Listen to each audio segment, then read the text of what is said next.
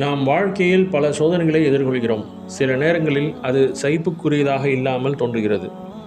மனம் இறுக்கமாகிறது. நம்மை புரிந்து கொள்ள யாருமில்லை என்று தோன்றுகிறது. ஆனால் உண்மையான தீர்வு எங்கே? அல்லாஹ் கூறுகிறான் 13வது அத்தியாயத்தில் 28வது வசனத்தில், அல்லாஹ்விடம் நினைவில்தான் இதயங்கள் அமைதியடையும். அல்லாஹ்வை உண்மையாக நினைவு கூறும்போது நம் உள்ளத்திற்குள் அமைதியோடு உறுதிப்பாட்டோடும் ஒரு ஒளி மலர்கிறது.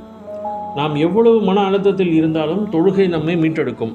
நிச்சயமாக கஷ்டத்திற்கு பிறகு இலகு உண்டு என்று குர்ஆன் 94வது அத்தியாயம் 6வது வசனத்தில் கூறப்படுகிறது. அல்லாஹ்விடம் முறையிடுங்கள், அவன் நம்மை ஒருபோதும் கைவிட மாட்டான். நம் பிரச்சனைகளை அல்லாஹ்விடம் சொல்லுவோம், அவன் கேட்கிறான், அவன் பதிலளிக்கிறான். நம்பிக்கையாளர்களே, பொறுமையையும் தொழுகையும் மூலம் அல்லாஹ்விடம் உதவி கேளுங்கள். நிச்சயமாக அல்லாஹ் பொறுமையாளர்களுடன் இருக்கிறான் என்று குர்ஆன் 2வது அத்தியாயம் 153வது வசனத்தில் சொல்லப்பட்டுள்ளது.